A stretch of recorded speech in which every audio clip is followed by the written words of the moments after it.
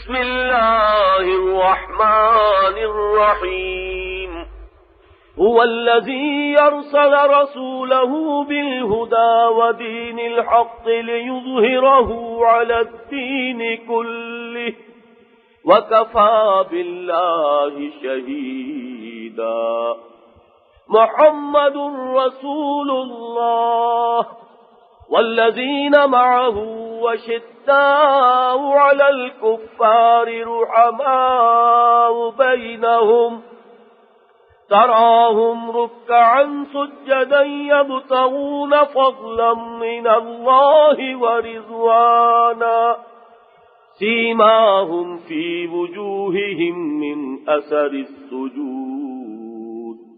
ذلك مثلهم في التوراة ومثلهم في الإنجيل كزرع أخرج شطأه فآزره فاستغلظ فاستوى على سوقه يعجب الزراع ليغيظ بهم الكفار وعد الله الذين آمنوا وعملوا الصالحات منهم مغفرة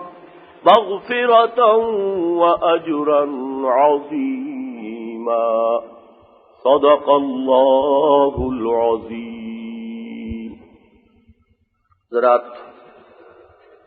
گزشتہ 2 ماہ سے جو مضمون ہمارے خطبات جمعہ میں بیان ہوتا رہا ہے، اس کے بارے میں نے پچھلی مرتبہ یہ عرض کیا تھا کہ وہ اب ختم ہوتا ہے، اور اس پر پچھلا خطبہ آخری خطبہ تھا. لیکن اسی سے بہت قریب موضوع ایک اور بھی ہے، بعین ہی وہی نہیں لیکن اس سے بہت ملحق ہے. اور مجھے اپنی پچھلی تقریر کے دوران یہ احساس ہوا کہ اس کے ضمن میں ہو سکتا ہے کہ بہت سے مغالطے اور بہت سے شکوک و شبہات ذہنوں میں پیدا ہو گئے. وہ مسئلہ جو بڑا ہی نازک مسئلہ ہے، لیکن یہ کہ بہرحال واقعہ اپنی جگہ واقعہ ہے کہ جس سے صرف نظر کرنا ممکن نہیں ہوتا، حقائق کو فیس کرنا پڑتا ہے. وہ مسئلہ وہ ہے کہ جس کے لیے عنوان ہمارے ہاں ہے مشاجرات صحابہ رضوان اللہ تعالی علیہم اجمعین. مشاجرہ کا لفظ بنا ہے شجر سے. عربی زبان میں شجر کا اصل مفہوم یہ ہے کہ کسی چیز کی شاخیں در شاخیں نکلتی چلی جائیں. درخت کے لیے لفظ شجر اسی لیے ہے کہ اس کا تنا ہے، اس سے شاخیں پھوٹتی ہیں، بڑی شاخیں ہیں، ان سے اور چھوٹی شاخیں ہیں، تو شاخیں در شاخیں جو معاملہ ہو جائے وہ شجر ہے. پھر باب مفاعلہ میں جب یہ لفظ آتا ہے مشاجرہ، اس کے معنی یہ ہے کہ کوئی گتھیاں ایسی الجھ گئی ہوں کہ جیسے 2 درخت ہوں جن کی شاخیں ایک دوسرے کے اندر اس طریقے سے پھنس جائیں کہ اب اس کے اندر بڑا مشکل ہو جائے یہ معلوم کرنا کہ یہ شاخ کون سے درخت کی ہے اور یہ شاخ کون سے درخت کی ہے. یہ مشاجرہ ہے. مشاجرات صحابہ سے مراد ہماری تاریخ کا، اور تاریخ جو ہے وہ اگر باباد کی تاریخ ہو تو اس کے بارے میں تو کسی تشویش کی ضرورت نہیں. اگر وہ دور عباسی کی کوئی واقعات ہوں یا اس کے بعد کوئی دور عثمانی کے واقعات ہوں یا ہمارے ہاں سلطنت مغلیہ کے دور کے کوئی واقعات ہوں تو ہمیں مذہبی اعتبار سے، دینی اعتبار سے کوئی تشویش نہیں ہوتی. لیکن جب دور صحابہ میں کوئی چیز نظر آئے کہ صحابہ آپس میں دست و گریباں ہیں، معاذ اللہ، جنگیں ہو رہی ہیں، خون ریزی ہو رہی ہے، 84,000 مسلمان ایک دوسرے کی تلواروں اور تیروں کا شکار بن گئے ہیں. اب یہاں ایک سوالیہ نشان ذہن میں آتا ہے کہ پھر صحابہ کرام کا وہ تقدس، ان کا وہ مقام جو ہمارے ذہنوں میں ہونا چاہیے. جیسے علامہ اقبال نے کہا کہ در دل مومن مقام مصطفیٰ، مومن کے دل میں مقام ہے محمد الرسول اللہ صلی اللہ علیہ وسلم کا. تو نبی اکرم صلی اللہ علیہ وسلم کے صحابہ کا معاملہ بھی اسی نوعیت کا ہے. مسلمانوں کے دل میں ان کا احترام، ان سے محبت، ان کی تعظیم اب یہ ہونی ضروری ہے. لیکن یہ چیزیں وہ ہیں کہ جس کی وجہ سے بہت سے خیالات ذہن میں آتے ہیں، بہت سے سوالیہ نشانات جو ہیں وہ اٹھ کھڑے ہوتے ہیں کہ ان کے بارے میں کیا رائے قائم کی جائے. اور اگر کوئی شخص فرض کیجئے کہ اس کا موضوع ہے تاریخ، وہ کوئی تحقیق و تفتیش کا کام بھی کرتا ہے، کوئی توجیہ بھی کرنا چاہتا ہے، کیا معاملہ ہوا، کس کی زیادتی ہوئی، کون غلطی پر تھا، تو اب تحقیق کا تقاضا یہ ہے کہ جو بات بھی علمی دیانت کی روح سے آپ کے سامنے آئے آپ اسے بیان کریں. اس میں اگر کوئی چیز خود آپ کو اچھی نہیں لگتی ہے تو اچھا نہ لگنا اور ہے، اور کسی چیز کے ایک واقع ہونے سے انکار کرنا یہ بالکل دوسری بات ہے. کوئی چیز اچھی نہیں لگتی لیکن آپ اس واقعے کا انکار کریں گے تو وہ تو علمی دیانت کے خلاف ہو جائے گا معاملہ، وہ علمی اعتبار سے بددیانتی متصور ہوگی. تو یہ وہ پیچیدہ مسائل ہیں کہ جو سامنے آتے ہیں. تو میں یہ چاہتا ہوں کہ بعض باتیں اس ضمن میں کہ جو بہت ضروری ہیں اور بنیادی ہیں وہ آپ حضرات سے گوش گزار کر دوں. پہلی بات تو میں یہ عرض کرنا چاہوں گا کہ مثبت طور پر ہمیں یہ سمجھنا چاہیے کہ صحابہ کرام رضوان اللہ تعالی علیہم اجمعین کا مقام اور مرتبہ از روئے قرآن کیا ہے، قرآن نے ان کے بارے میں کیا کہا. میں نے جو آیات ابھی آپ کو دو پڑھ کر سنائی ہیں، ایک آیت جو آخری ہے وہ بہت طویل ہے، پہلی آیت جو ہے وہ اتنی طویل نہیں ہے. یہ دونوں آیات جو ہیں یہ سورہ فتح کی آخری دو آیات. ان میں سے پہلی آیت تو وہ ہے کہ جو قرآن مجید میں اپنے مضمون کے اعتبار سے 3 مقامات پر آئی. اگرچہ میں نے کئی جگہ عرض کیا ہے کہ یہ تکرار محض کبھی نہیں ہوتی قرآن میں، جہاں کہیں وہ آ رہی ہے تو وہاں کسی نئے کانٹیکسٹ میں آ رہی ہے، نئے مفہوم کو واضح کرنے کے لیے آ رہی ہے. لیکن بہرحال ظاہری طور پر تو نظر آتا ہے کہ هو الذی ارسل رسولہ بالہدی ودین الحق لیظہرہ علی الدین کلہ. یہ الفاظ جو ہے قرآن مجید میں بغیر ایک شوشے کے فرق کے 3 جگہ پر آئے. سورہ توبہ میں بھی آئے، یہاں سورہ فتح میں آئے، پھر 28ویں پارے میں سورہ صف میں آ رہے ہیں. سورہ توبہ اور سورہ صف میں ان الفاظ کے بعد الفاظ آتے ہیں وَلَوْ كَرِهَ الْمُشْرِكُونَ. اور یہ جو مقام ہے جس سے میں نے ابھی تلاوت کی ہے یہ آیت، وہاں جو آخری ٹکڑا ہے وَكَفَى بِاللَّهِ شَهِيدًا. اس کے بعد آتا ہے محمد الرسول اللہ والذین معہ وشداء علی الکفار رحماء بینہم. یہاں جو یہ آیت آئی ہے بطور تمہید آئی ہے اس مضمون کے لیے جو اس کی بعد والی آیت میں آ رہی ہے. پہلی اس آیت پر اگر آپ توجہ مرتکز کریں تو اس میں نبی اکرم صلی اللہ علیہ وسلم کا مقصد بعثت بیان ہوا. اللہ نے اپنے رسول کو کیوں بھیجا ہے، ان کے بھیجنے کی غرض کیا ہے، غایت کیا ہے، مقصد بعثت محمدی علیہ الصلوۃ والسلام کیا ہے، اسے اچھی طرح سمجھ لو. اس لیے کہ مقصد کے تعین ہی سے پھر کسی شخصیت کے اپنے مقام اور مرتبے کا تعین ہوتا ہے. کسی نے اپنے سامنے گول کیا رکھا تھا، آئیڈیل کیا تھا، مقصد کیا معین کیا تھا، تبھی آپ طے کریں گے کہ وہ کہاں تک پہنچ سکا، کس حد تک اس کی تکمیل کر سکا یا نہیں کر سکا. کسی بھی شخصیت کی اگر اسیسمنٹ ہے تو ظاہر بات ہے کہ اس کے لیے پہلے آپ کو معین کرنا ہوگا کہ اس نے اپنے پیش نظر مقصد کیا معین کیا تھا، پھر ہم سوچیں گے کہ وہ اس میں کس حد تک کامیاب رہا اور کس طریقے سے اس نے اس مقصد کی تحصیل کی. دوسری بات یہ ہوگی کہ آپ دنیا میں تعلقات جو ہیں علائق دنیاوی ان کو بھی ایسس کرتے ہیں. کسی بھی شخص کو اپنے رفقاء اور اپنے ساتھیوں کا معاملہ جو ہے، ان کی تعلیم، ان کی تربیت یا ان کے ساتھ جو وہ اپنا قلبی تعلق رکھتا ہے، اس میں بھی اصل فیصلہ کن چیز یہ دیکھنی ہوتی ہے کہ میرا مقصد کیا ہے، میرے مقصد میں کون میرا ساتھی ہے. ایک تو یہ ہے کہ رشتے ہیں، تعلقات ہیں دنیا کے اندر، وہ ساری چیزیں جو ہیں ہماری رشتہ داریاں، کچھ دوستیاں جو ہیں وہ ویسے ہی ہوتی ہیں، بس ایسے ہی مجھے کوئی شخص پسند ہے اور میں اس سے کوئی دوستی رکھتا ہوں. کسی سے ویسے ہی مجھے بغض اور عداوت ہو گئی ہے، مجھے وہ شخص اچھا نہیں لگتا. یہ بھی اس طرح کی دوستیاں اور ایسی دشمنیاں بھی دنیا میں ہوتی ہیں. لیکن ایک ہوتی ہے مقصدی دوستی، مقصدی رفاقت. اب ظاہر بات ہے کہ اس رفاقت کو اگر آپ معین کریں گے اور اس کو ایسس کریں گے، اس کے لیے بھی اس مقصد کا تعین ضروری ہے. یہ رفاقت کس غرض و غایت کے لیے. لہذا دونوں اعتبارات سے جو آیت آئی ہے پہلے وہ بہت ہی معنی خیز ہے. هو الذی ارسل رسولہ بالہدی ودین الحق لیظہرہ علی الدین کلہ. وہی ہے اللہ جس نے بھیجا اپنے رسول کو صلی اللہ علیہ وسلم. 2 چیزیں دے کر بھیجا، الہدا کتاب ہدایت، ہدایت کاملہ قرآن مجید جو ہدی للناس بھی ہے، ہدی للمتقین بھی ہے. اور ایک اور چیز دے کر بھیجا ودین الحق، دین حق دے کر بھیجا. یہ دین حق جو دے کر بھیجا تو کس لیے؟ کیا صرف اس لیے کہ اس کی تلاوت ہو، اس کے لیے کوئی مدح سرائی ہوتی رہے، اس کی تعریف کی جاتی رہے، یا اس لیے کہ وہ دین، وہ نظام دین جو ہے وہ تو در حقیقت اس کے معنی اگر کوئی بنتے ہیں تو اس وقت جبکہ وہ قائم ہو اور نافذ ہو. جب تک کہ کوئی نظام قائم نہیں ہے اچھے سے اچھا نظام آپ دنیا کے سامنے پیش کر دیجئے، نظری اعتبار سے کتابوں میں لکھ دیجئے، اعلیٰ سے اعلیٰ نقشہ کھینچ دیجئے، وہ بیکار ہیں، بے معنی ہیں، وہ کوئی حجت نہیں بن سکتے جب تک کہ آپ اس نظام کو دنیا میں قائم کر کے نہ دکھا دیں، چلا کر نہ دکھا دیں۔ ورنہ آپ کے علم میں ہے کہ ریپبلک نامی کتاب لکھی افلاطون نے، کب لکھی؟ سمجھیے کہ حضرت مسیح علیہ السلام سے بھی 300-400 برس پہلے وہ کتاب لکھی جا رہی ہے، آج اس کو تقریباً 2,000 برس ہونے کو آ گئے، لیکن وہ کتاب جو ہے چاہے وہ اپنی جگہ پر کتنا ہی اس نے اپنی لیاقت اور ذہانت کا اس میں ثبوت دے دیا ہو، نظام ایسے ہونا چاہیے، حکومت ایسے ہونی چاہیے، سوسائٹی کو اس طریقے سے آرگنائز کرنا چاہیے، لیکن وہ کتاب ایک یوٹوپیا قرار پائے گی، اس لیے کہ وہ سوسائٹی نہ آج تک دنیا میں قائم ہوئی، نہ اس نہج کا کوئی نظام دنیا میں قائم کر کے دکھایا جا سکا، چلا کر دنیا کے سامنے بطور دلیل پیش کیا جا سکا۔ وہ ایک خیالی جنت ہے، یوٹوپیا ہے۔ محمد الرسول اللہ صلی اللہ علیہ وسلم کا امتیاز، جو بات کہ اس نے تسلیم کی ہے وہ دی 100 والے نے، وہ سب سے بڑا امتیاز یہ ہے کہ انہوں نے وہ نظام قائم کر کے دکھایا ہے، انہوں نے اس نظام کو چلا کر دکھایا ہے، اس کا عملی نمونہ پیش کیا ہے، صرف ایک تعلیم نظری سطح پر نہیں دی ہے بلکہ عملاً اس کو قائم کیا۔ تو یہ ہے اصل میں وہ امتیازی مقام محمد الرسول اللہ صلی اللہ علیہ وسلم کا، اور یہ امتیاز جو ہے ہر اعتبار سے ہوگا۔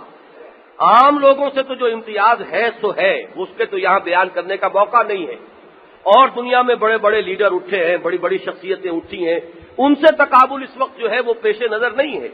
خود رسولوں کی جماعت میں جو امتیازی مقام ہے محمد الرسول اللہ صلی اللہ علیہ وسلم کا، وہ جو مقدس ترین جماعت ہے، اس میں امتیازی مقام یہ ہے کہ آپ ہی ہیں وہ واحد رسول اللہ کے صلی اللہ علیہ وسلم، جنہوں نے ایک مکمل انقلابی جد و جہد کے ذریعے سے اپنی حیات طیبہ میں کل 22 برس کی محنت و مشقت اور جد و جہد کے نتیجے میں وہ نظام دین حق بتمام و کمال قائم کر کے دکھا دیا۔ اس کی کوئی مثال آپ کو نہیں ملے گی۔ حضرت موسیٰ علیہ السلام میں دیکھیے تو نہیں ملے گی، حضرت عیسیٰ علیہ السلام کا معاملہ تو بہت ہی ابتدائی سٹیجز میں رہا ہے، اب وہ نزول مسیح کے بعد جو معاملات ہوں گے وہ اس سے متعلق نہیں ہے۔ حضرت ابراہیم علیہ السلام جو امام الناس ہیں، ابو الانبیاء ہیں، خلیل اللہ ہیں، ان کو اگر آپ بلا تشبیہ اگر بات سمجھنا چاہیں، ان کا کارنامہ حیات بالکل اس بوڑھے باغبان کے مانند ہے جو کہیں درخت لگاتا ہے، اگرچہ اسے پتا ہے کہ اس درخت کو پھلتے پھولتے دیکھنا میرے لیے ممکن نہیں ہے، میں لگا رہا ہوں اگلی نسلوں کے لیے۔ انہوں نے توحید کی دعوت کے مراکز قائم کر دیے، کوئی ایک مرکز جو ہے وہ یہاں بیت اللہ کی تعمیر ہو گئی، ربنا لیقیم الصلاۃ، اپنی اولاد میں سے ایک شاخ جو ہے اس کو وہاں آباد کر دیا، انی اسکنت من ذریتی بواد غیر ذی زرع عند بیتک المحرم ربنا لیقیم الصلاۃ۔ اپنے دوسرے بیٹے کو کنعان میں بٹھا دیا، اپنے ساتھ جو ہجرت کر کے آئے تھے وطن سے بھتیجے حضرت لوط علیہ السلام کو، انہیں وہ صدوم اور عمورہ کی بستیوں کی طرف بھیج دیا، وہاں جا کر دعوت خیر دو اور دعوت توحید دو۔ لیکن یہ کہ کوئی دعوت پھل پھول کر نتیجہ خیز ہو کر دنیا میں اس کے ایک صورت نظر آئی ہو کہ یہ ہے اللہ کا دین، توحید ایک نقطہ ہے، لیکن جب وہ پھیل کر ایک نظام زندگی کی شکل اختیار کرتا ہے تو یہ صورت اس کی بنتی ہے، یہ آپ کو کسی اور رسول کے ہاں نظر نہیں آئے گی۔ یہ بات ہے صرف محمد الرسول اللہ صلی اللہ علیہ وسلم کی حیات طیبہ میں۔ اسی لیے یوں کہیے کہ آپ رسول کامل ہیں، رسالت کی تکمیل ہو گئی آپ پر، رسالت کے اعتبار سے گویا کہ آپ متمم الرسل، مکمل الرسل، رسالت کی تکمیل فرمانے والے۔ حضور نے بھی تشبیہ اپنے لیے یہ اختیار کی ہے کہ ایک بہت بڑا قصر تھا کہ جس کی تعمیر ہوئی ہے بہت خوبصورت، لوگ اس کے گرد چکر لگاتے تھے، دیکھتے تھے کچھ رکھنا ایک جگہ پر ہے، پتہ نہیں کیوں چھوڑ دیا گیا۔ میرے آنے سے اس قصر کی تکمیل ہو گئی، وہ سلسلہ رسالت جو ہے وہ اپنے عروج کو اور کمال کو پہنچ گیا۔ اب یہاں قابل غور مسئلہ یہ ہے کہ یہ جو جد و جہد تھی، ایک دعوت اور تبلیغ کا اپنا مرحلہ ہے، اس میں بھی ساتھیوں کی ضرورت ہے۔ حضرت مسیح علیہ السلام نے بھی اپنے کچھ ساتھیوں کو، حواریین کو تربیت دی، اور تربیت دے کر پھر بھیجا کہ جاؤ اب اس پیغام کو عام کرو۔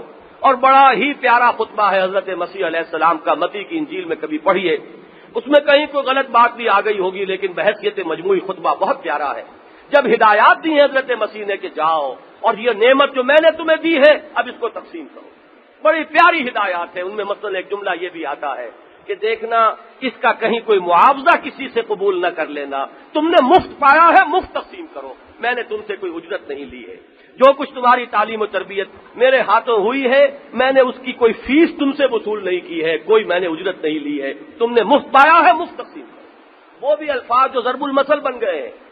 دیکھنا فاختہ کے مانند بے ضرر لیکن سانپ کے مانند ہوشیار رہنا۔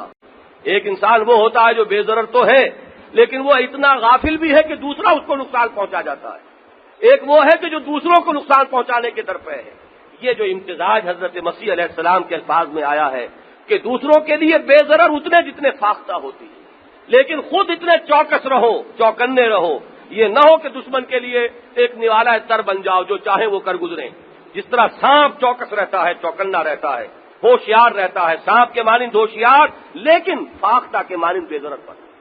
تو معاملہ یہ ہے کہ دعوت ہو، تبلیغ ہو، تعلیم ہو، ویسے تو ہر معاملے میں ضرورت ہے کمپینینز کی، کامریڈز کی، کولیگز کی، جو ساتھی ہوں اس کام کے اندر دست و بازو بنے، لیکن انقلابی جد و جہد وہ چیز ہے کہ جہاں معاملہ صرف تلقین و تبلیغ کا نہیں رہتا، وہاں تصادم آتا ہے، وہاں جان کی بازی کھیلنی پڑتی ہے، وہاں اپنی جانوں کا نذرانہ پیش کرنا پڑتا ہے، وہاں جو ساتھ دے سکے، وہاں جو ساتھی بن سکے، وہاں جو دست و بازو بنے، وہاں اگر کسی کی شان یہ ہو کہ جہاں ان کے رہنما، ان کے لیڈر جن کے پیچھے وہ چل رہے ہوں، اگر ان کا پسینہ گر رہا ہے تو وہاں اپنا خون بہانے کو وہ اپنے لیے موجب سعادت سمجھیں، تب وہ انقلاب اپنے تکمیلی مرحلے کو پہنچتا ہے، تب بات آخری درجے تک پہنچے گی۔ اگر ایسے رفقا، ایسے جانثار، ایسے ساتھی، ایسے آوان و انصار میسر نہ آئے کسی وجہ سے، تو یہ جان لیجئے کہ پھر ایک شخص کے بل پر بات آگے نہیں چل سکتی۔ میں اس کو ثابت کر دینا چاہتا ہوں خود قرآن مجید سے۔ میں نے ابھی ذکر کیا حضرت موسیٰ علیہ السلام کا، اور واقعہ یہ ہے کہ حضور سے نزدیک ترین جو آتے ہیں زمرہ انبیاء میں وہ حضرت موسیٰ علیہ السلام۔ قرآن مجید میں وہ جو صاحب قصص القرآن ہیں مولانا حفظ الرحمان سہاروی، انہوں نے تمام رسولوں اور نبیوں کی جو وہ تاریخ مرتب کی ہے قرآن مجید سے، وہاں ساتھ ہی آیات کی تعداد بھی دے دی۔ حضرت نوح کے ذکر پہ کتنی آیات ہیں، حضرت ابراہیم کے ذکر پر کتنی آیات قرآن میں، حضرت نوح علیہ السلام کے ذکر پر 555 آیات قرآن مجید کی ہیں۔ 6500 آیات میں سے آپ ذرا غور کیجئے، 555 گویا کہ 13واں حصہ قرآن مجید کا حضرت موسیٰ علیہ السلام کے ذکر پر ہے، تو ذرا ان کی عظمت کا اندازہ کریں۔ لیکن ان کا حال بھی یہ ہے، حضرت موسیٰ کلیم اللہ، ان کا معاملہ بھی یہ ہے کہ جب انقلاب کا وہ مرحلہ آیا ہے جسے میں اس وقت جس کی طرف توجہ دلا رہا ہوں، انقلاب کبھی نہیں آتا کسی آرم کانفلکٹ، کسی بھی مسلح تصادم کے بغیر انقلاب نہیں آئے گا، نظام قائم نہیں ہوگا، کوئی نظام اپنی جڑ چھوڑنے کو تیار نہیں ہوتا۔ اس کی وجہ یہ ہے کہ جو نظام کہیں قائم ہے اس کے ساتھ ویسٹڈ انٹرسٹ ہوتا ہے، مفادات ہوتے ہیں، چودراہٹیں ہوتی ہیں، وہ ذرا سا وہ نظام ہلتا ہے تو آنچ آتی ہے چودراہٹوں پر، آنچ آتی ہے مفادات پر، آنچ آتی ہے منصبوں پر، تو ظاہر بات ہے کہ اگر وہ نظام اکھڑے گا تو ان کے ساتھ یہ پیوستہ جو کچھ چیزیں ہیں وہ ساتھ اکھڑیں گی۔ کچھ اور لوگ ہیں کہ جو اب آگے آئیں گے، جو کہا تھا وہ جو عرب کے سب سے بڑے خطیب تھے بعد میں ایمان لے آئے، لیکن وہ انہوں نے شکایت کی حضرت عمر کے زمانے میں رضی اللہ تعالیٰ عنہ، انہوں نے یہ کہا کہ ہم یہ دیکھ رہے ہیں کہ ہم قریش کے وہ چوٹی کے لوگ، اور حضرت عمر سے شکایتاً کہتے ہیں آپ کی محفل میں جب ہم آتے ہیں تو ہمیں تو جوتیوں میں جگہ ملتی ہے، اور وہ لوگ جو چھوٹے چھوٹے تھے، نوجوان تھے اور جن کی کوئی حیثیت نہیں تھی، وہ یہاں سب سے آگے بیٹھے ہوتے ہیں، آپ کے قریب ترین ہوتے ہیں۔ عبداللہ ابن عباس کو آپ نے اتنا مرتبہ دے دیا، یہ نوجوان، اور اس کو آپ اپنے قریب بٹھاتے ہیں۔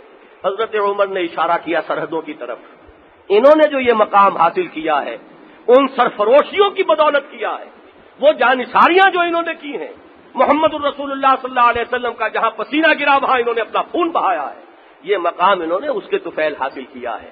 ہاں تمہارے لیے بھی موقع ہے، وہ سرحدوں پر ابھی جنگیں ہو رہی ہیں، محمد کے مشن کی ابھی تکمیل کا مرحلہ ہے صلی اللہ علیہ وسلم، جاؤ وہاں جاؤ، ثابت کرو، show your worth, prove your worth, ثابت کرو کہ تم اہل ہو اس اعزاز کے، تو یہ اعزاز تمہیں بھی مل جائے گا، یہ کسی کو ایسے ہی نہیں مل گیا ہے۔ سہیل بن عمرو غالباً ان کا نام تھا، بہت بڑے خطیب تھے، اور جب صلح حدیبیہ کی نیگوسیشن ہو رہی تھی اس میں عربوں، ان میں قریش مکہ کی طرف سے نمائندے ہو کر وہی آئے تھے، وہ فتح مکہ کے بعد ہی مان لائے۔ بہرحال میں یہ عرض کر رہا تھا کہ یہ جو لوگوں نے جانثاریاں کی ہیں تب کہیں جا کر انقلاب کی تکمیل ہوئی ہے۔ یہاں اس آیت کے حوالے سے اصل میں صحابہ کرام کی شخصیت کو اجاگر کرنا مقصود ہے، ان کا مقام اور مرتبہ بتانا مقصود ہے، کہ یہ کمپینینز ہیں محمد رسول اللہ صلی اللہ علیہ وسلم کے. حضرت موسیٰ کے ساتھیوں نے جب وہ مرحلہ جنگ کا آیا تو صاف ٹکا سا جواب دے دیا، اذهب انت وربك فقاتلا انا هاهنا قاعدون. جائیے آپ اور آپ کا رب جنگ کریں، ہم تو یہاں بیٹھے، ہم لڑنے کے لیے تیار نہیں. اس لیے کہ وہ قوم جس سے لڑنے کے لیے کہا جا رہا ہے بڑی زور آور قوم ہے. ان فیہا قوما جبارین، بڑی زبردست قوم ہے، بڑے طویل القامت تھے وہ لوگ کہ جن سے لڑنے کا حکم دیا جا رہا تھا. لہذا ہمارے اندر سکت نہیں ہے، جاؤ خود لڑو، ہم یہاں بیٹھے. اس کے بعد نتیجہ کیا نکلا؟ ایک طرف تو یہ قرآن مجید ہمیں بتاتا ہے، یہ سورہ مائدہ میں تفصیل ہے، حضرت موسیٰ علیہ السلام کی طبیعت پر جو کیفیت پھر وارد ہوئی ہے. انہوں نے اللہ سے دعا کی، پروردگار انی لا املک الا نفسی واخی، مجھے اختیار تو ہے تو صرف اپنی جان کا اور اپنے بھائی ہارون کی جان کا اختیار ہے، ہم حاضر ہیں جو حکم ہو. لیکن اب یہ امت انکاری ہے، یہ جنگ کرنے کے لیے تیار نہیں. فافرق بیننا و بین القوم الفاسقین، اے اللہ ہمارے اور ان فاسقوں کے درمیان اب تفریق کر دے، ہمیں ان سے علیحدہ کر دے. اللہ کا رسول امت سے برات کا اظہار کر رہا ہے، اعلان بیزاری کر رہا ہے، اس لیے کہ یہ اب اس تقاضے کو پورا کرنے کے لیے تیار نہیں ہے، اپنا خون بہانے کے لیے جانے دینے کے لیے آمادہ نہیں ہے. ایک طرف تو یہ معاملہ اور دوسرے یہ کہ تاریخ کا پروسیس وہیں رک گیا، عمل وہیں رک گیا، اس لیے کہ اب وہ انقلاب کا پروسیس 40 برس مؤخر کر دیا گیا. اللہ تعالیٰ نے فرمایا اگر یہ آ جاتے میدان میں تو ہم مدد کرتے، اور ہم دے چکے تھے انہیں یہ ارض مقدس، یہ تو ان کے لیے طے کی جا چکی تھی. ان کی اس کم ہمتی کی وجہ سے فَإِنَّهَا مُحَرَّمَةٌ عَلَيْهِمْ 40 سَنَةً يَتِيهُونَ فِي الْأَرْضِ، اب 40 برس تک ان پر حرام کر دی گئی. یہ اسی طریقے سے صحرا میں بھٹکتے پھریں گے. 40 برس کی وہ صحرا نوردی ہے، وہ پھر وہ نسل ختم ہو گئی جو اس غلامی کے دور میں پیدا ہوئی تھی، پلی بڑھی تھی، غلامانہ ذہنیت والی نسل ختم ہوئی، اور پھر اس صحرا کے اندر نئی نسل ابھری ہے. وہ جب پروان چڑھی ہے کھلی فضا میں، آزاد فضا میں، ان کے اندر اوصاف آئے، پھر جہاد ہوا. لیکن حضرت موسیٰ کا انتقال بھی اسی دوران میں ہو گیا، حضرت ہارون کا بھی ہو گیا. ان کی اپنی زندگیوں میں وہ دین کا غلبہ جو ہے اس کا دن نہیں آ سکا. یہاں آپ سوچئے اس کے برعکس معاملہ ہوا محمد الرسول اللہ والذین معہ اشداء علی الکفار رحماء بینہم. ان کا معاملہ بڑا مختلف ہے، یہ موسیٰ کے ساتھیوں سے بہت مختلف ہے. چنانچہ جب یہاں آیا ہے جہاد کا اور قتال کا مرحلہ اور حضور نے مجلس مشاورت منعقد کی، وہاں پہ صحابہ کرام نے بڑی جانثارانہ انداز میں تقریریں کی، حضرت مقداد نے کی، حضرت عمر نے کی رضی اللہ تعالی عنہما. لیکن حضور کچھ مطمئن نہیں ہو رہے تھے.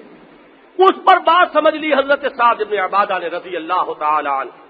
وہ تھے رئیس انصار کے، خزرج کا قبیلہ بڑا تھا، وہ رئیس خزرج تھے. انہوں نے سمجھ لیا کہ بات کیا ہے، حضور کو کچھ ہماری طرف سے یقین دہانی مطلوب ہے. اس لیے کہ مہاجرین تو ویسے بھی گھر بار چھوڑ کر نکلے ہوئے تھے، وہ تو جان ہتھیلیوں پر رکھے ہوئے تھے، ان کی طرف سے تو کوئی بات تھی ہی نہیں، کوئی شک اور شبہ والا مسئلہ ہی نہیں. مسئلہ اگر تھا تو انصار کا تھا، تعداد ان کی زیادہ تھی.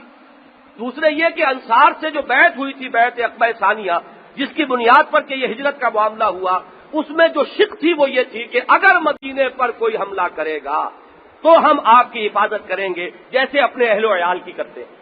یہاں معاملہ یہ تھا کہ حضور مدینے سے نکل کر اقدام فرمانا چاہتے تھے، تو یوں سمجھیے کہ وہ جو معاہدے کی شکیں تھی وہ کور نہیں کر رہی تھی حضور کے اس اقدام کو. تو حضور بار بار نگاہ آپ کی اٹھ رہی تھی انصار کی طرف. اس پر کھڑے ہوئے ہیں حضرت سعد بن عبادہ رضی اللہ تعالی عنہ، اور انہوں نے پھر جو خطبہ دیا ہے، خطبہ واقعہ یہ ہے کہ اس کے اندر علم بھی ہے اور معرفت بھی ہے اور دین کا لب لباب بھی ہے. حضور انا آمنا بکا وصدقناک، ہم آپ پر ایمان لا چکے، ہم آپ کی تصدیق کر چکے، ہم نے آپ کو رسول مان لیا. اب ہمارے لیے آپشن کون سا ہے، ہمارے لیے کوئی راستہ کون سا ہے؟ آپ جو حکم دیں گے ہم پیروی کریں گے. آپ بسم اللہ کیجئے. الفاظ یہ آتے ہیں اگر آپ ہمیں حکم دیں گے ہم اپنی اونٹنیوں کو برق غماد تک لے جائیں گے اور دبلا کر دیں گے، نازل کر دیں گے. آپ ہمیں حکم دیں گے ہم سمندر کے کنارے کھڑے کر، آپ ہمیں حکم دیں گے ہم سمندروں میں چھلانگ لگا دیں گے. تب حضور کا چہرہ مبارک کھلکھلا اٹھا، آپ کی طبیعت میں بشاشیت آ گئی کہ یہ ہے وہ جذبہ کی جو مطلوب ہے، یہ جذبہ ہے کہ جس سے انقلاب آیا، پروسیس آگے چلا، جنگ بدر ہوئی، جنگ احد ہوئی. جب تک کہ یہ معاملہ نہ ہو ساتھیوں کا، ظاہر بات ہے کہ اگر ایک شخص پر کوئی معاملہ ہونا ہوتا تو موسیٰ کا معاملہ بھی رکتا نہیں. وہ تاریخ کا بہاؤ اور تاریخ کا وہ عمل جو وہاں رک کر رہ گیا کس وجہ سے؟ کہ ان کے ساتھیوں نے بے ہمتی دکھائی اور یہاں محمد الرسول اللہ صلی اللہ علیہ وسلم جو کامیاب ہوئے اپنے اس مشن کی تکمیل میں، اور ایسی شاندار کامیابی جیسی کامیابی کا تصور پوری انسانی تاریخ کے اندر کہیں نظر نہیں آئے گا، اس کے اندر اصل جو معاملہ ہے وہ ہے والذین معہ، محمد کی شخصیت تو ہر چیز سے بالا تر ہے ہی، وہ تو اللہ کے رسول ہے صلی اللہ علیہ وسلم، محمد الرسول اللہ۔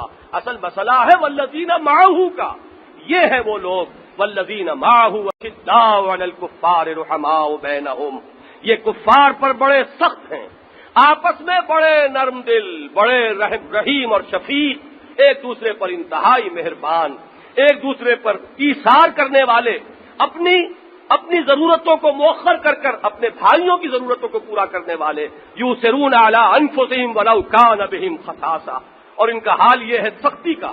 ویسے تو سخت مشہور سب سے زیادہ جو ہیں خود حضور کا اپنے فرمان کے مطابق وہ تو حضرت عمر ہے، اشدہم فی امر اللہ عمر، لیکن واقعہ یہ کہ حضرت ابو بکر کی سختی ذرا ملاحظہ کیجئے، ویسے انتہائی نرم خو رقیق القلب انسان، لیکن ان کے بیٹے عبد الرحمن نے یہ کہا غزوہ بدر کے بعد، وہ اس وقت تک ایمان نہیں لائے تھے، وہ کفار کی طرف سے آئے تھے، لڑ رہے تھے، ابو بکر جو ہے حضور کے دست راست ہیں صلی اللہ علیہ وسلم رضی اللہ تعالی عنہ، مقابلہ اب ہے تو اس میں باپ اور بیٹا مد مقابل ہیں۔ عبد الرحمن نے کہا کہ ابا جان، جنگ بدر میں آپ ایک مرتبہ بالکل میری زد میں آ گئے تھے، میں نے رعایت کی، آپ کو چھوڑ دیا۔ حضرت ابو بکر نے فرمایا بیٹے اگر کہیں تم میری زد میں آ گئے ہوتے میں کبھی نہ چھوڑتا۔ اس کی وجہ یہ ہے کہ تمہاری جنگ تھی معبودان باطل کے لیے، تمہاری جنگ ہوگی کسی نفسانیت کی وجہ سے، اور میری جنگ تھی صرف اللہ کے لیے اور اس کے رسول کے لیے اور اس کے دین کے لیے۔ یہ تین الفاظ میری زبان پر آئے ہیں اور آیت کی طرف ذہن منتقل ہو گیا، قل ان کان آباؤکم وابناؤکم واخوانکم وازواجکم وعشیرتکم واموال اقترفتموها وتجارۃ تخشون کسادها ومساکن ترضونها احب الیکم من اللہ ورسولہ وجہاد فی سبیلہ فتربصوا حتی یاتی اللہ بامرہ واللہ لا یہدی القوم الفاسقین۔ اگر یہ علائق دنیاوی اور یہ مال و اسباب دنیاوی محبوب تر ہو اللہ سے اور اس کے رسول سے اور اس کی راہ میں جہاد سے، تو جاؤ دفع ہو جاؤ، منتظر رہو یہاں تک کہ اللہ فیصلہ سنا دے، اور اللہ کا فیصلہ تو پہلے ہی ہے، ایسے فاسقوں کو اللہ ہدایت نہیں دیتا۔ یہ ہے انداز کہ اگر یہ چیزیں محبوب تر ہیں تو تمہاری جنگ تو تھی ان میں سے کسی چیز کے لیے، اور میری جنگ جو تھی وہ اللہ کے لیے اور اس کے رسول کے لیے اور اس کے دین کے لیے تھی۔ تم نے اس رشتے کا لحاظ کیا، میں کبھی لحاظ نہ کرتا۔ یہ ہے اشداء علی الکفار رحماء بینہم، ان کا ایک اور بس بیان ہو رہا ہے، تراہم رکعا سجدا یبتغون فضلا من اللہ ورضوانا، انہیں تم دیکھو گے رکوع کرتے ہوئے، سجود کرتے ہوئے، اپنے رب کے فضل کے متلاشی ہیں، اسی کی رضا جوئی میں لگے ہوئے ہیں، اللہ راضی ہو جائے۔ یریدون وجہہ، وہ صرف اللہ کی رضا کے طالب ہیں، ان کا نصب العین صرف ایک ہے اور وہ یہ ہے کہ اللہ راضی ہو جائے۔ ذالک مسیماہم فی وجوہہم من اثر السجود، ان کے چہروں پر ایک آثار ہیں سجود کے۔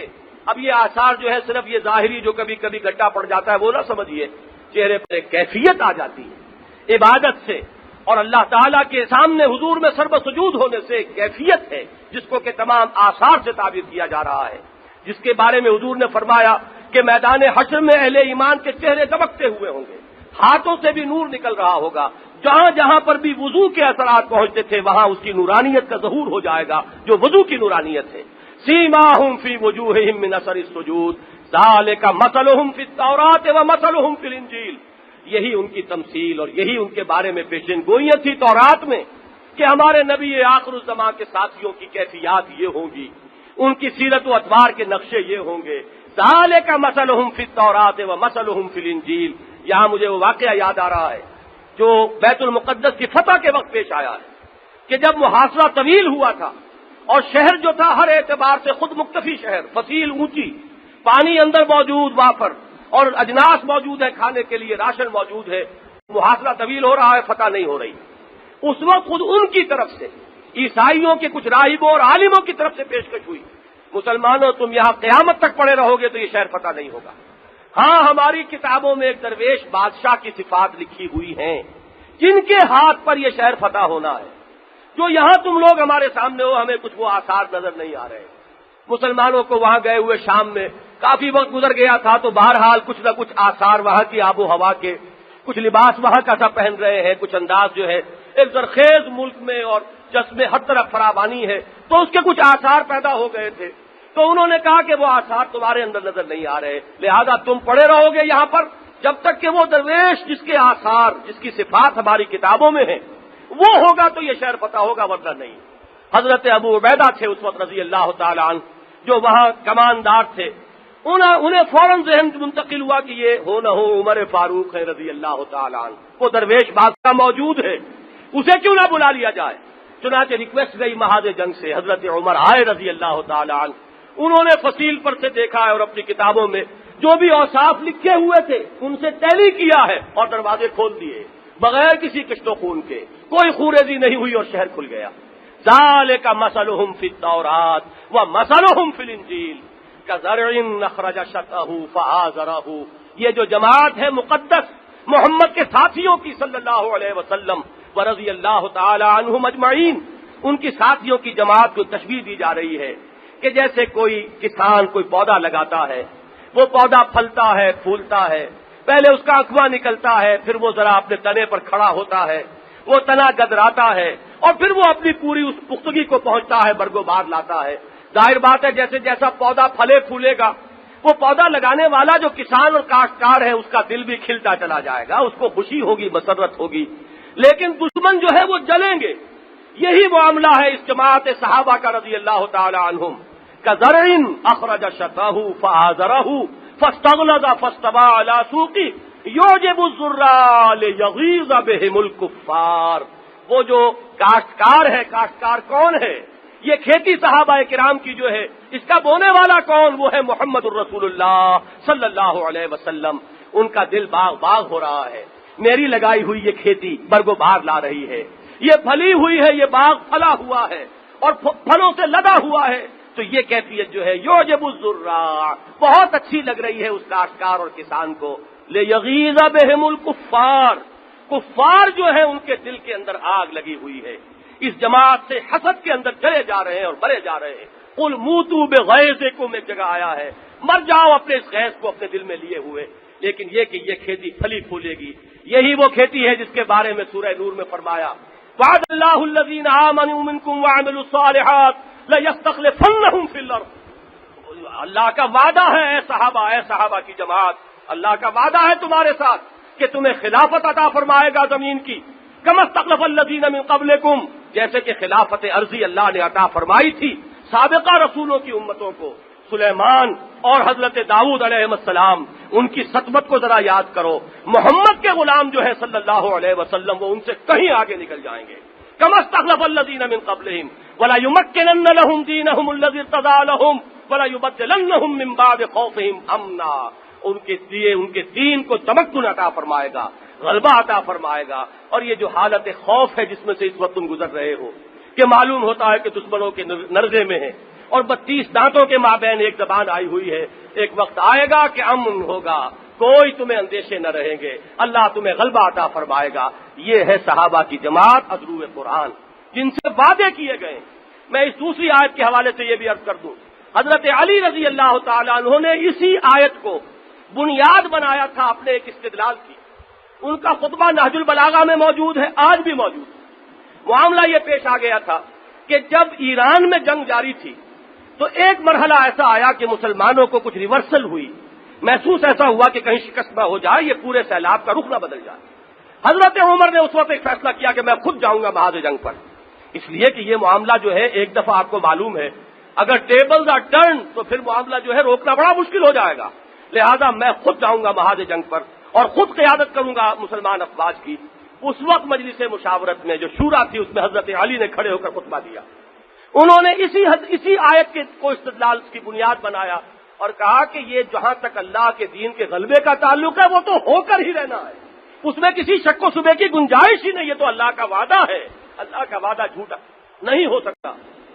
وَمَنْ أَصْدَقُ مِنَ اللَّهِ حَدِيثًا وَمَنْ أَصْدَقُ مِنَ اللَّهِ قِيلًا، یہ تو ہو کر رہے گا، یہی آیت پڑھی۔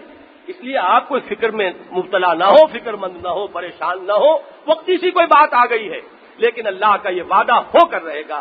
البتہ آپ کا یہاں سے مرکز سے ہلنا ٹھیک نہیں ہے، چکی کی مثال، چکی کا لفظ استعمال کیا. آپ عرب کا اس وقت مرکز ہیں. امت کے لیے آپ بالکل وہی حیثیت رکھتے ہیں جیسے چکی کے وہ درمیان میں کلی ہوتی ہے جس کے گرد کے وہ چکی کا پارٹ گھومتا ہے.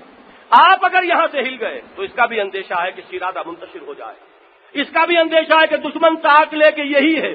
اگر کسی طریقے سے پورا زور لگا کر آپ کی زندگی کا چراغ گل کر دیں تو یہ سارا کا سارا معاملہ تلپٹ ہو جائے گا. یہ جو تقریر کی ہے حضرت علی رضی اللہ تعالی عنہ نے، آخر وہ جو قول مشہور ہے حضرت عمر کا، لولا علی لہلک عمر، اگر علی نہ ہوتے تو عمر ہلاک ہو جاتے. بہترین مشورہ دینے والے، بہترین بات سجھانے والے، انتہائی خلوص اور اخلاص کے ساتھ تعاون جو کیا، ابو بکر کے ساتھ کیا، عمر کے ساتھ کیا، عثمان کے ساتھ کیا رضی اللہ تعالی عنہم اجمعین. اس لیے کہ محمد الرسول اللہ والذین معہ اشداء علی الکفار، ان کی سختی جتنی تھی وہ دشمنوں کے لیے تھی. رحماء بینہم، باہم تو وہ انتہائی شفیق ہیں، انتہائی ایک دوسرے پر مہربان ہیں، انتہائی مخلص ہیں ایک دوسرے کے لیے.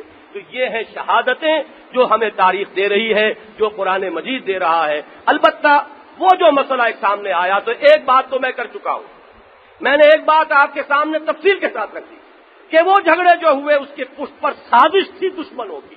سازش اتنی شدید تھی، وار اتنا کاری تھا کہ سب کے سب لوگ جیسے کہ بند کر رہ جاتے ہیں، جیسے کہ متحیر ہو کر رہ جائیں کیا کریں کیا نہ کریں. فتنے کا ایسا غلبہ ہو گیا ہے، اتنا فتنہ پھیل گیا ہے، اس کا کوئی الزام نہ عثمان پر ہے رضی اللہ تعالی عنہ، نہ علی پر ہے رضی اللہ تعالی عنہ، نہ معاویہ پر ہے رضی اللہ تعالی عنہ. یہ صحابہ ہیں محمد الرسول اللہ صلی اللہ علیہ وسلم کے. لیکن ایسا ہوتا ہے کبھی دو بھائیوں کے درمیان بات کسی طرح الجھتی ہے اور سلجھتی نہیں. دونوں طرف محبت بھی ہے، دونوں طرف وہ دل جو ہے وہ گویا کے تڑپ بھی رہے ہیں، لیکن کچھ ہے سازشی، کچھ ہے ان کے درمیان ایسی کیفیت پیدا کر دینے والے کہ وہ کسی طریقے سے معاملے کو سلجھنے نہیں دے رہے. یہ ہوتا ہے، عام مشاہدے کی بات ہوتی ہے. یہی معاملہ وہاں بھی ہے. علی نے اپنے دونوں جگر گوشوں کو کھڑا کر دیا ہے عثمان کے دروازے پر پہرا دینے کے لیے. اب علی اس سے بڑھ کر کیا کریں رضی اللہ تعالی عنہ. دونوں بیٹے ہیں، حسن اور حسین پہرے دار ہیں حضرت عثمان رضی اللہ تعالی عنہ کے. لیکن یہ کہ اگر حضرت عثمان نے روکا ہوا ہے، علی کے ہاتھ تو بند گئے عثمان کے فیصلے سے. ان کا فیصلہ ہے کہ میں اپنی جان کی مدافعت میں کسی کلمہ گو کا خون بہانے کو تیار نہیں. یہ ہے وہ بات جس نے باندھ دیے ہاتھ علی کے، طلحہ کے، زبیر کے رضی اللہ تعالیٰ عنہ مجمعین، جن میں سے ایک ایک ہزاروں پر بھاری ہے. یہ معاملہ بالکل ایک طرف تو کھاتا جو ہے، الزام جس کو دینا ہے اس کو دیجیے، آپس میں نہ بانٹنے لگ جائیے. یہ الزام یہ تو در حقیقت اس دشمن کی سازش کی گویا کہ ایک اعلی کار بننے والی بات ہو جائے گی. دوسری بات، اس مسئلے کا پہلو اور بھی ہے جو میں آج بیان کرنا چاہتا تھا، لیکن اب وقت جو ہے وہ پورا ہو گیا ہے. میں اس پر انشاءاللہ تعالی اگلے جمعے میں بات کروں گا کہ صحابہ کرام کے ساتھ ہمارا مینٹل ایٹیٹیوڈ کیا ہونا چاہیے. ان کے باہمی اختلافات جو ہوئے تو ہوئے، ایک لفظ میں تو وہ یہ ہے کہ کف لسان، زبان روکو. ان کے بارے میں اگر اختلافات ہوئے ہیں، کوئی ججمنٹ پاس کرنا تمہارے لیے ضروری نہیں ہے. ان کے بارے میں دوسری بات یہ کہ نیک نیتی، اس کا دل میں یقین رکھو. کسی کے دل میں نفسانیت نہیں تھی، کسی کے دل میں بدنیتی نہیں تھی، کوئی دنیا کا طالب نہیں تھا. اگر یہ نہیں مانو گے تو در حقیقت زد پڑے گی محمد الرسول اللہ صلی اللہ علیہ وسلم پر. اس لیے کہ man is known by the company he keeps. ان کے ساتھی، ان کے اگر جانثار، ان کے دائیں بائیں جو لوگ تھے، اگر ان کے بارے میں، ان کی نیتوں کے بارے میں اگر کوئی شک ہو جائے گا، یہ شک جو ہے سارا کا سارا، اس کا سایہ جو پڑے گا وہ محمد الرسول اللہ صلی اللہ علیہ وسلم کی شخصیت پر پڑے گا. اس ضمن میں انشاءاللہ کچھ باتیں مزید اگلے جمعے میں عرض کروں گا. بارک اللہ لی ولکم فی القرآن العظیم ونفعنی وإیاکم بالآیات والذکر الحکیم.